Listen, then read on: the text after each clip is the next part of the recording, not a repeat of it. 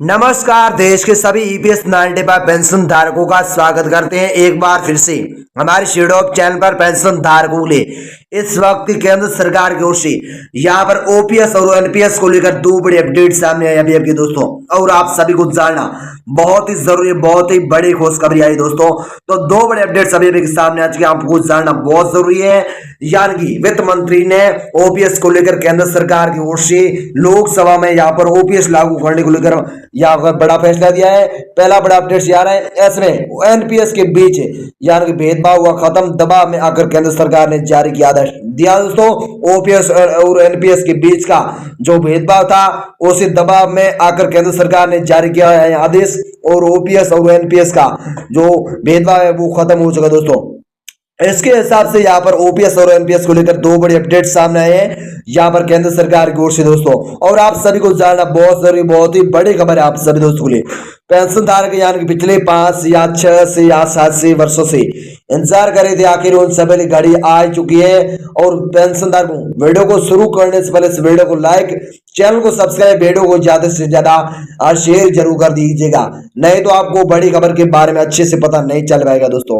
और चैनल को फ्री में सब्सक्राइब जरूर कर दिए, यानी कि जरूर कर दीजिएगा। हम इस वीडियो के अंदर जो भी जानकारी वो विस्तार से आप सभी को देने वाला है दोस्तों। तो पहले बड़ी अपडेट्स के बारे में हम जानेंगे कि ओपीएस और एनपीएस के बीच का जो भेदभाव हुआ है वो खत्म कैसे हुआ, और केंद्र सरकार ने दबाव में आकर क्या आदेश आप सभी दोस्तों के लिए यहाँ पर जारी किया दोस्तों इस मुद्दे की बात करते हैं दोस्तों, पहले बड़ी अपडेट्स के बारे में। तो आप सभी पेंशन धारकों को यानी कि बता दूं कि आपके लिए बहुत ही बड़ी खबर है। आपको बता दूं कि केंद्र सरकार के कर्मचारी द्वारा ओपीएस वाले और एनपीएस को खत्म करने के लिए आंदोलन हो रहा है। अभी अभी सरकार कर्मचारी जनवरी में भूख हड़ताल और उसके बाद मतलब अनिश्चितकालीन हड़ताल चक्का जाम की तैयारी कर रही है। वही दूसरी तरफ भारत सरकार की वित्त मंत्रालय ने ओपीएस व एनपीएस के बीच का एक अंतर खत्म कर दिया दोस्तों आप सभी लिए। इसके साथ ही अगली बड़ी खबर की बात कर तो यानी कि अभी तक क्या था नियम, जैसो अभी तक क्या था नियम, इस मुद्दे की बात करते हैं।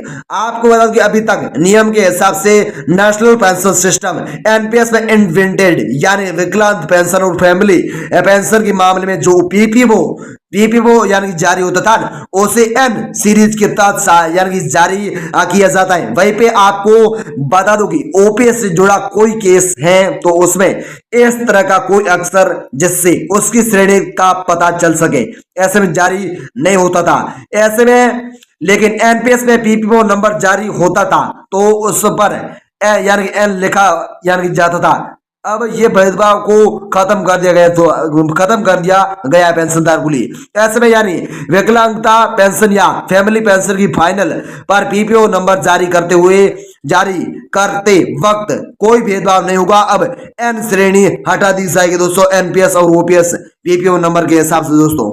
इसके हिसाब से आपके लिए यहाँ पर बड़ी खबर आ रही है। इसके साथ ही अगली बड़ी खबर की बात कर तो अगली बड़ी खबर आप सभी पेंशन धारकों के लिए यानी कि भारत सरकार ने जारी किया आदेश एनपीएस व ओपीएस को लेकर, यानी क्या कैलकुलेशन क्या पीपीओ, इस मुद्दे की बात करते हैं। आपको बता कि भारत सरकार के वित्त मंत्रालय ने वह विभाग के तहत यानी कि सीपी यानी कि एओ द्वारा 18 दिसंबर को जारी एक मतलब CIRCUL सर्कुलर में ये बात कही गई कि कर्मचारी और पेंशन धारकों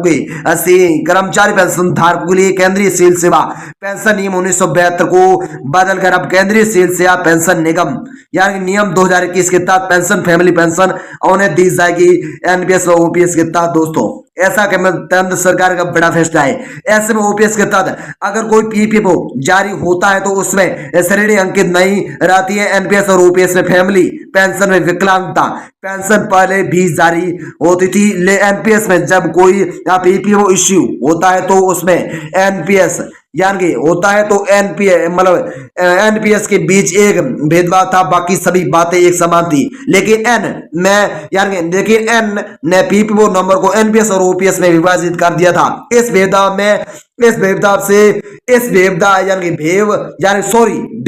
से लाभार्थी को एक एहसास होता है कि वह एनपीएस में है या कितना काम करता है। उनके लिए क्या है, एनपीएस में कुछ बातें चल रही हैं, फैमिली पेंशन है, पीपीओ है, उनमें यानी कि कर्मचारी पेंशनदार क्या यानी कि एनपीएस में भाग लेने का मौका है दोस्तों, ऐसे इंतजार करें दोस्तों कर्मचारी।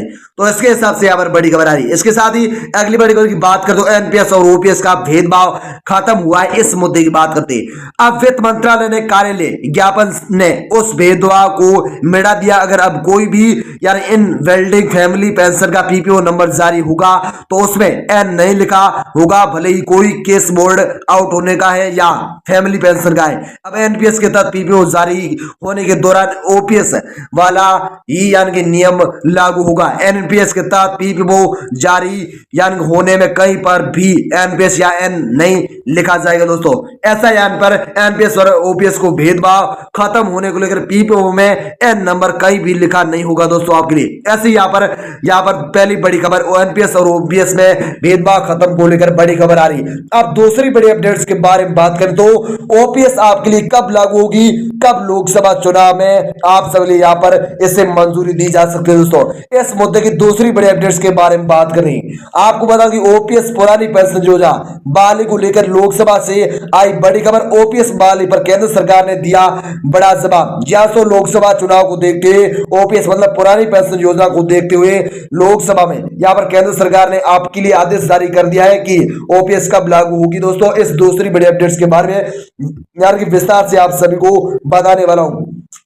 इसके साथ ही आपको बता दूं कि तो आपके लिए क्या आई है ओपीएस को लेकर बड़ी खबर है। तो आपको मैं बता दूं कि यार की लोकसभा से ओपीएस बहाली को लेकर बड़ी खबर आ चुकी है। लोकसभा चुनाव को देखते हुए ये मुद्दा काफी गर्मा गया है। कर्मचारी यूनियन लगातार पुरानी पेंशन बहाली की मांग कर रहा है। ऐसे में लोकसभा में ये मुद्दा उठाया गया है, जिसको लेकर यार श्री ए गणेश मूर्ति और श्री ए राजा ने सरकार से सवाल पूछा कि क्या वित्त मंत्री ये बात क्या ये वित्त मंत्री ये बताने की यार कृपया करेगी कि क्या सरकारी कर्मचारी यूनियन एनपीएस के स्थान पर ओपीएस को बहाल करने की मांग कर सकते हैं। यदि हाँ तो यानी कि तद संबंधी ब्यौरा क्या है और सरकार की इस पर यानी कि क्या प्रक्रिया है। इसके साथ ही पूछा कि क्या कुछ राज्य सरकारों ने भी अपने कर्मचारियों के लिए ओपीएस को बहाल कर दिया था, यदि तो यानी कि संबंधी ब्यौरा क्या है। और इसके साथ ही पूछा कि केंद्र सरकार अपने कर्मचारियों सेनावर्ती कर्मचारियों और कर्मियों के लिए ओपीएस बहाल करने के पक्ष में फैसला ले सकती है। यदि हाँ तो यानी कि तत्संबंधी ब्यौरा क्या है और इसके क्या कारण है दोस्तों। यानी कि पेंशन धारकों और कर्मचारियों के लिए यहाँ पर ओपीएस को लेकर इतने सवाल हैं और इनके कारण क्या है वो भी आपको इस वीडियो में दूसरी बड़ी अपडेट्स के बारे में बताने वाला हूं। तो दोस्तों अगली बड़ी खबर की बात करते तो आपको बता दूं कि यार की पहली बड़ी अपडेट्स की बात करें तो आप सब के लिए यहाँ पर ओपीएस को लेकर आपको बता दूं कि लोकसभा से ओपीएस बहाली पर वित्त राज्य मंत्री का आया ये जवाब। तो आपको बता दूं कि इन सारे प्रश्नों के उत्तर लोकसभा से वित्त मंत्रालय में राज्य यानी मुख्यमंत्री श्री पंकज चौधरी ने दिया। उन्होंने कहा कि समय समय पर पुरानी पेंशन बहाली को लेकर यूनियन की यानी की तरफ से यानी अभ्यास वेतन यानी प्राप्त हुए हैं, जिनमें पुरानी पेंशन योजना को फिर से चालू करने का अनुरोध शामिल है। एनपीएस भारत सरकार द्वारा दिनांक 22/12/2003 की अधिसूचना द्वारा लागू की गई थी। ऐसे में तब से भारत सरकार ने केंद्र सरकार के कर्मचारियों की एनपीएस को युक्त बनाने तथा कर्मचारियों के हित की सुरक्षा के लिए कई कदम उठाए दोस्तों। ऐसी भी बड़ी खबर आप सभी दोस्तों के लिए यहाँ पर आ रही है। इसके साथ ही दूसरी बड़ी खबर की बात कर तो एनपीएस में क्या हुआ है सुधार, आप सभी दोस्तों के लिए इस मुद्दे की बात करते हैं। आपको बता कि लोकसभा में केंद्र सरकार ने बताया कि कर्मचारियों की बेसिक प्लस डीए को जोड़कर 14% राशि एनपीएस खाते में यानी सरकार द्वारा जमा करती है, तो पहले यानी 10% था। ऐसे में कर्मचारियों को पेंशन निधि तथा निवेश के पैटर्न के विकल्प छोड़ने की स्वतंत्रता प्रदान किया गया है। आयकर अधिनियम 1961 की धारा यानी 80 के अंतर्गत कर में छोड़ दिया जाता है। कर्मचारी को 60% तक की राशि निकालने पर संपूर्ण धनराशि को आयकर से छूट प्रदान किया गया दोस्तों। इसके हिसाब से एनपीएस को लेकर यहाँ पर ऐसा सुधार आप सभी पेंशनधारकों के लिए यहाँ पर हो चुका है। इसके साथ ही अगली बड़ी खबर की बात कर तो यानी तीसरी बड़ी खबर की बात कर तो पुरानी पेंशन बहाली पर सरकार की कोई योजना नहीं। आपको बता दूं कि लोकसभा में यानी सरकार ने बताया कि दिनांक 1/1/2004 को अतः इसके बाद बढ़ते हुए केंद्र सरकार के कर्मचारियों के संबंध में पुरानी पेंशन स्कीम को फिर से चालू करने के लिए कोई भी प्रस्ताव भारत सरकार विचाराधीन नहीं कर रही दोस्तों। इसके हिसाब से तीसरा पॉइंट ये, चौथा पॉइंट ये है कि एनपीएस में सुधार करने के लिए बनाई गई कमेटी।